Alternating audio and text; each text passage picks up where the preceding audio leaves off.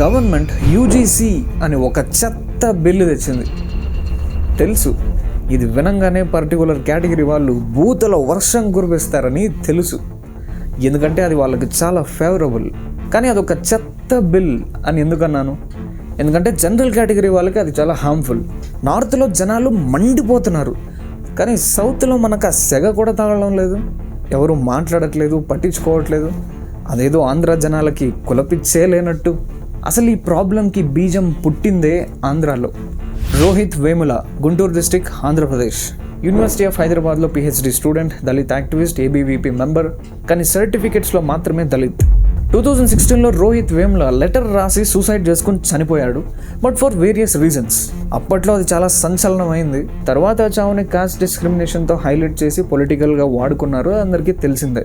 UGC, university grants commission, caste డిస్క్రిమినేషన్ని అరికట్టడానికి పెట్టిన యూజీసీనే డిస్క్రిమినేట్ చేస్తే, హయ్యర్ ఎడ్యుకేషన్ ఇన్స్టిట్యూషన్స్లో మంచి ఎన్వైర్న్మెంట్ ఉండాలని, ముఖ్యంగా ఎస్సీ ఎస్టీ వాళ్ళని డిస్క్రిమినేషన్ నుంచి కాపాడడానికి పెట్టుకున్నారు, and for other aspects.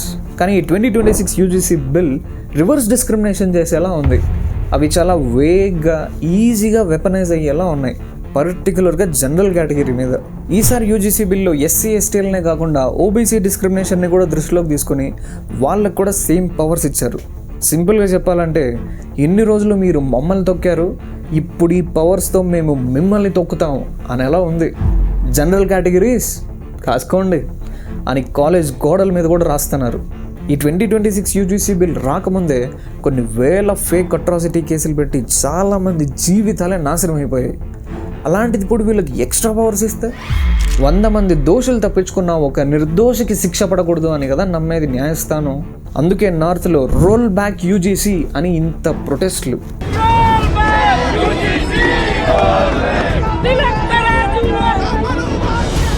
Supreme court కూడా స్టే ఇచ్చింది. దీని వెనకున్న పొలిటికల్ యాంగిల్, ఓట్ బ్యాంక్ ఇవన్నీ పక్కన పెడితే, అసలు డిస్క్రిమినేషన్, వివక్ష అనేది ఓన్లీ లోవర్ కాస్ట్కి మాత్రమే సంబంధించిందా?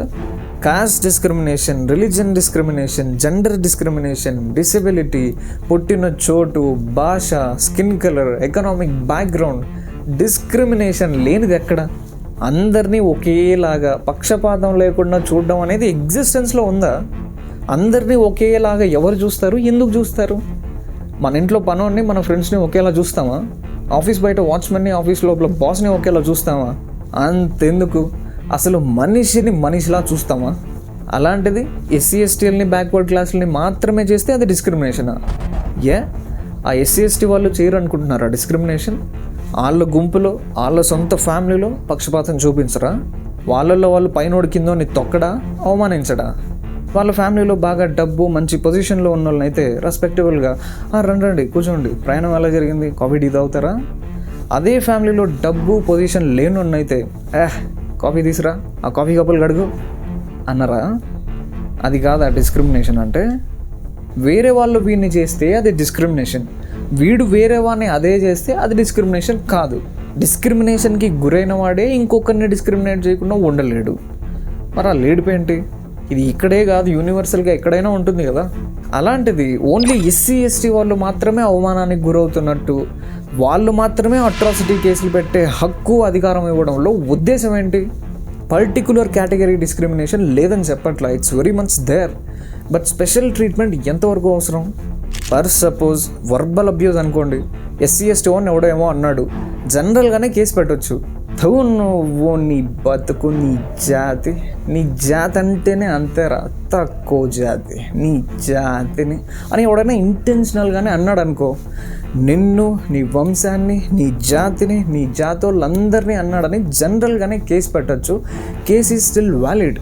అందులో నువ్వు సైన్ పెట్టేటప్పుడు మేము ఎస్సీ ఎస్టీ లోవర్ కాస్ట్ అని చెప్పుకోవడం ఎంతవరకు అవసరం? మమ్మల్ని తక్కువ చేశాడు అనే కేసు వ్యాలిడ్ అయినప్పుడు మేము తక్కువ అని చెప్పుకోవడం మిమ్మల్ని మీరే డిస్క్రిమినేట్ చేసుకున్నట్టు కాదా? గవర్నమెంట్ మీకు ప్రొటెక్షన్, రిజర్వేషన్ ఇచ్చిందే మీరు ఎదగడానికైతే, మీరు ఈ తక్కువ అనే ట్యాగు జీవితాంతం వేసుకుంటే మీరు ఎప్పుడు ఎదుగుతారు, ఎలా ఎదుగుతారు? మీరు కేసులు పెట్టి పోరాడేది మీరు తక్కువ అని చెప్పుకోవడానికా, మేమేం తక్కువ కాదు అని ఎదగడానికా? సో అలాగే ఏ అబ్యూజ్ అయినా జనరల్గానే కేసు పెట్టవచ్చు. ఫిజికల్ అబ్యూస్ కేసు పెట్టచ్చు, కొట్టి చంపేశాడు కేసు పెట్టచ్చు, సెక్షువల్ అబ్యూస్ కేసు పెట్టచ్చు, మైనర్ అమ్మాయి పాక్సో యాక్ట్ ఇంకా గట్టిగా పెట్టచ్చు. అన్నీ వ్యాలిడే అయినప్పుడు ప్రత్యేకించి మీరు తక్కువ అని చెప్పుకోవడం, ట్యాగ్ వేసుకోవడం ఎంతవరకు అవసరం? లేదు మేము లోవర్ కాస్ట్ అని మమ్మల్ని ఎవరు పట్టించుకోవట్లేదు, పోలీసులు మా కంప్లైంట్లు కూడా తీసుకోవట్లేదు, అందుకే మాకు స్పెషల్ హక్కులు కావాలంటారా? మీరేంటి మీ కేసులోనే కాదు, ఆపోజిట్ వాడు పవర్ఫుల్, పలుకుబడున్నాడు, డబ్బున్నాడు అయినప్పుడు అన్నీ వాళ్ళ సైడే ఫేవర్గా ఉంటాయి. కాన్స్టిట్యూషన్ ప్రకారం ప్రతి ఒక్కరికి హక్కులు ఉన్నాయి, కానీ రియాలిటీలో టైము, మనీ, ఎమోషనల్ ఇన్వెస్ట్మెంట్ చేయగలిగే వాళ్ళకి మాత్రమే చట్టాలు, హక్కులు పనిచేస్తాయి. మన సిస్టంలోనే పెద్ద బొక్కుంది. కోర్టులో కేసు వేసాడంటేనే లైఫ్లో ఎన్ని పనులున్నా ఎప్పుడు పిలిస్తే అప్పుడు, ఎన్నిసార్లు పిలిస్తే అన్నిసార్లు సిస్టమ్ ముందుకు రావాలి. లాయర్స్కి ఫీజు ఏమో ముందే ఇవ్వాలి, కానీ రిజల్ట్స్ కోసం మాత్రం సంవత్సరాలు వెయిట్ చేయాలి. అందులోనూ న్యాయమే గెలుస్తుంది అని గ్యారంటీ లేదు. డబ్బు, పలుకుబడి ఉన్నాడు మేనేజ్ చేస్తాడు కాబట్టి. ఇది ఒక టార్చరస్ ప్రాసెస్. ఇండియాలో ఎంతమంది కామన్ పీపుల్ ఇవన్నీ తట్టుకుని పోరాడే పరిస్థితిలో ఉంటారు? జీవితంలో ఒక్క విషయంలో న్యాయం వెతుక్కోవడం కోసం జీవితంలో మిగతా విషయాలన్నీ పక్కన పెట్టాల్సి వస్తే ఎంతమందికి అలా చేయగలిగే పరిస్థితి ఉంటుంది?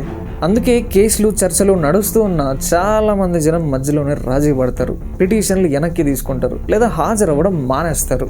అన్యాయం చేసిన వాళ్ళు నా దేవుడే చూసుకుంటాడులే, వాళ్ళ పాప నా వాళ్ళే పోతారులే అని కళ్ళు మూసుకుని బ్రతికేస్తారు. అన్యాయం గెలవడానికి ప్రతిసారి అవినీతితోడే అవసరం లేదు. న్యాయం కోసం ప్రయత్నించే వాళ్ళని ఆ ప్రాసెస్లో అలసిపోయేలా చేస్తే చాలు. ఇండియాలో ఉన్న సిస్టమ్స్ అన్నీ ఇలా కామన్ మ్యాన్ని అలసిపోయేలా చేసి ఆడిగాడు ఆగిపోవడానికి డిజైన్ చేసి ఉంటాయి. ఇప్పుడున్న కాంప్లికేషన్స్ చాలా ఉన్నట్టు స్పెషల్ హక్కులు అవి ఇవి అని సిస్టమ్ని ఇంకా కాంప్లికేట్ చేసుకుంటూ పోతున్నారు మన సో కాల్డ్ నాయకులు, న్యాయస్థానాలు. కాన్స్టిట్యూషన్ క్రియేట్ చేసేటప్పుడు ఎస్సీ ఎస్టీలకి రిజర్వేషన్స్ 10 years వరకు మాత్రమే అని ఒక మిస్కన్సెప్షన్ ఉంది, కానీ అది పార్షియలీ కరెక్ట్. 10 years వరకు రిజర్వేషన్స్ అనేది పొలిటికల్ వాటికి మాత్రమే, లోక్సభ అండ్ విధానసభ సీట్స్ కోసం. 10 years తర్వాత అది అవసరమైతే రెన్యూ చేసుకోవచ్చు అని కూడా పెట్టారు, కానీ రిజర్వేషన్ ఆపేసే ఉద్దేశం ఎవరికి ఉండదు కాబట్టి అది ఇప్పటికీ రెన్యూ చేసుకుంటూనే ఉన్నారు. ఎడ్యుకేషన్ అండ్ ఎంప్లాయ్మెంట్లో అయితే 10 year టైం లిమిట్ అనేది లేదు, కానీ ఆ రిజర్వేషన్స్ పెట్టిందే ఆ కమ్యూనిటీ వాళ్ళు ఎదగడానికైతే. 75 సంవత్సరాలుగా ఎదిగిన వాళ్ళే లేరా? రైతు భరోసా తీసుకుంటున్న రైతు పొలం అమ్మేసినా కూడా రైతు భరోసా తీసుకుంటూనే ఉన్నట్టు ఎకనామికలీ ఎదిగిన వాళ్ళు కూడా ఇంకా బెనిఫిట్స్ తీసుకుంటూనే ఉన్నారు. రీసెంట్గా 2024లో ఎకనామికలీ స్టేబుల్ ఉన్న వాళ్ళని ఐడెంటిఫై చేసి రిజర్వేషన్స్ నుంచి వాళ్ళని ఎక్స్క్లూడ్ చేయాలి అని సుప్రీంకోర్టు ఆర్డర్ చేస్తే బీజేపీ గవర్నమెంట్ ఆ కోర్టు ఆర్డర్ని రిజెక్ట్ చేసింది. ఎదిగిన వాళ్ళేమో ఆ బెనిఫిట్స్ కోసం వాళ్ళు తక్కువ అని ఐడెంటిఫై చేసుకుంటున్నారు. గవర్నమెంట్ ఏమో వాళ్ళ బెనిఫిట్స్ కోసం వీళ్ళని శాశ్వతంగా తక్కువ కేటగిరీలో ఉంచేలా ప్రవర్తిస్తుంది. గవర్నమెంట్ ఏదో మీకు మేలు చేస్తుంది అనే భ్రమలో ఉన్నారు, కానీ అదే గవర్నమెంట్ మీకు బెనిఫిట్స్ ఇస్తూ మీరు తక్కువ అనే ఐడెంటిటీ కూడా ఇస్తుంది అనే సంగతి మర్చిపోతున్నట్టున్నారు. మీరు ఎంతకాలం అయితే ఐడెంటిటీ వేసుకుని తక్కువ చేసుకుంటారో అంతకాలం మీరు అదే స్టేజ్లోనే ఉంటారు, ఎప్పటికీ ఎదగలేరు. అల్టిమేట్గా బొక్క మీకే. ఈ విషయంలో గవర్నమెంట్ కూడా మిమ్మల్ని డిస్క్రిమినేట్ చేస్తుంది. సో గవర్నమెంట్ మిమ్మల్ని తక్కువ చేస్తే తప్పనిపించలేదు, దానికి మీరు సంఘాలు పెట్టుకుంటే తప్పనిపించలేదు, మిమ్మల్ని మీరు తక్కువ చేసుకుంటే తప్పనిపించలేదు, మీలో మీరు తక్కువ చేసుకుంటే తప్పనిపించలేదు, ఇంకోటి ఏదైనా అంటే మాత్రం తప్పనిపించింది. ఇదెక్కడి హిపోక్రసీ? అసలు ఇలాంటి వాళ్ళకి అట్రాసిటీ కేసు పెట్టే హక్కు ఇవ్వడం ఎంతవరకు కరెక్ట్? గవర్నమెంట్ మీకు ఇచ్చే రిజర్వేషన్స్ వల్ల మీ కమ్యూనిటీ ఎదుగుతుంది అనుకుంటే మిమ్మల్ని మీరే మోసం చేసుకుంటున్నట్టు. ఆ రిజర్వేషన్తో గవర్నమెంట్ జాబ్స్ తెచ్చుకుంటారా? గవర్నమెంట్ జాబ్స్ ఎన్ని ఉన్నాయి, దేశంలో జనాభా ఎంత ఉంది, అందులో మీ రిజర్వేషన్ ఎంత, మీ కమ్యూనిటీలో ఎంతమందికి ఉద్యోగాలు వస్తాయి, ఎంతమందికి ఉద్యోగాలు వస్తే మీరు ఎదిగినట్టు? 1,00,000 మందిలో ఒక గవర్నమెంట్ జాబ్ వస్తే మీ కమ్యూనిటీ ఎదుగుతుందా? ఆడ ఇంట్లో ఇంకొకటి కూడా ఎదగలేడు. ఎందుకంటే గవర్నమెంట్ జాబ్లో ఇతరుల అవసరాలకు ఉపయోగపడే ఉత్పత్తే జరగదు కాబట్టి. మనం మన కోసం ఉత్పత్తి చేస్తే బ్రతుకుతాం, ఇతరుల అవసరాల కోసం ఉత్పత్తి చేస్తేనే ఎదుగుతాం. గవర్నమెంట్ సెక్టార్లో అది నో ఛాన్స్. ఉత్పత్తి అనేది మన ఇండియన్ మైండ్ సెట్లోనే లేదు. చిన్నప్పటి నుంచి మనకు నేర్పించింది ఏంటి? స్కూల్కి వెళ్ళు, చదువుకున్నావా జాబ్ తెచ్చుకో, గవర్నమెంట్ జాబ్ అయితే ఇంకా సేఫ్, పని చేసినా చేయకపోయినా మంత్లీ శాలరీ వస్తుంది, ఇదేగా. అంతేగాని నువ్వు లైఫ్లో ఏం పొడుస్తావు, ఏం ప్రాబ్లమ్ సాల్వ్ చేస్తావు, ఏం తయారు చేస్తావు అని మాత్రం అడగరు, చెప్పరు. మన సొసైటీలో రెస్పెక్ట్ అంటే జాబు, డిగ్రీ, డెసిగ్నేషన్, ఇవే కదా.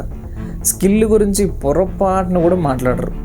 మన డైలీ లైఫ్లో చూసుకుంటే foreign phone, foreign electronics, foreign machines, foreign software tools, ఆఖరికి పంటల్లో కొట్టే పురుగు మందు కూడా ఫారిన్దే. మనం ఎందుకు తయారు చేయలేకపోతున్నాం? ఇన్ని కోట్ల మంది జనాభా, వరల్డ్స్ యంగెస్ట్ నేషన్, దేనికి? కన్జ్యూమింగ్కి మాత్రం ప్రిపేర్ చేసాం, కానీ ప్రొడక్షన్కి అది కాకపోగా మనకి దేన్నైనా బ్యాన్ చేసే అలవాటు మాత్రం భయంకరంగా ఉంది. మనం వేరే వాళ్ళతో కంపీట్ చేయం, కానీ చైనా ప్రోడక్ట్లు బ్యాన్ చేస్తాం, బాయ్కాట్ చేస్తాం. మనకి క్వాలిటీ లేదు, కన్సిస్టెన్సీ లేదు, స్కేల్ లేదు, కానీ బాయ్కాట్ చైనా అని అరవడానికి మాత్రం ముందుంటాం. అరే, మనం బాయ్కాట్ చేయగలిగేది చైనాని కాదు, బెటర్ ప్రోడక్ట్ని మాత్రమే. మన దగ్గర ప్రోడక్ట్ ఇంప్రూవ్ చేయకుండా బయట ప్రోడక్ట్ని బ్యాన్ చేస్తే అది పేట్రనిజమా? అది మన ఇన్కాంపిటెన్స్ని కవర్ చేయడం. హార్డ్ వర్క్ లేదు, ప్లానింగ్ లేదు, జస్ట్ ఎమోషనల్ డ్రామా. కాదు, గ్లోబల్ మార్కెట్కి దేశభక్తితో ఏం సంబంధం? కస్టమర్ అవసరాలకి దేశభక్తి ఇస్తే సరిపోతుందా? మనకి దేశాన్ని ప్రేమించడం వచ్చు, కానీ దేశం కోసం ప్రొడ్యూస్ చేయడం మాత్రం గాలి వదిలేసాం. రూపాయి విలువ రోజు రోజుకి పడిపోతుంది. అది దేశభక్తితో బాగు చేయగలిగిందా? చైనాని హేట్ చేయడంలో మనం వరల్డ్ క్లాస్, కానీ చైనాని బీట్ చేయడంలో మనం ఆ రేస్లో కూడా ఉన్నాం. సో మనం కంపీట్ చేయాలంటే ఉత్పత్తులు జరగాలి, ప్రొడక్షన్ పెరగాలి. అసలు ప్రొడక్షనే జరగని గవర్నమెంట్ జాబ్ కోసం రిజర్వేషన్ అని, డిస్క్రిమినేషన్ అని కొట్టుకు చేస్తే దేశంతో పాటు మీరు కూడా ఎదిగినట్టే. ఎదగడం సంగతి దేవుడెరుగు. అసలు రాబోయే రోజుల్లో బ్రతకడం కూడా కష్టమైపోద్ది. సో ప్రొడక్షన్ పెరిగి అట్లీస్ట్ ఇంకో జనరేషన్ తర్వాత అయినా అందరికీ అన్నీ అంది రిజర్వేషన్ పర్సంటేజ్ తగ్గి పూర్తిగా అవసరమే లేని స్టేజ్కి వెళ్ళాలని కోరుకుందాం. రిజర్వేషన్ పెరిగే పరిస్థితి మాత్రం రాకూడదు. ఇవన్నీ కాకుండా డిస్క్రిమినేషన్ అని, రిజర్వేషన్ అని, ఐడెంటిటీ అని కొట్టుకు చేస్తే చివరికి మీకు మిగిలేది కూడా అదే. ఆలోచించుకోండి.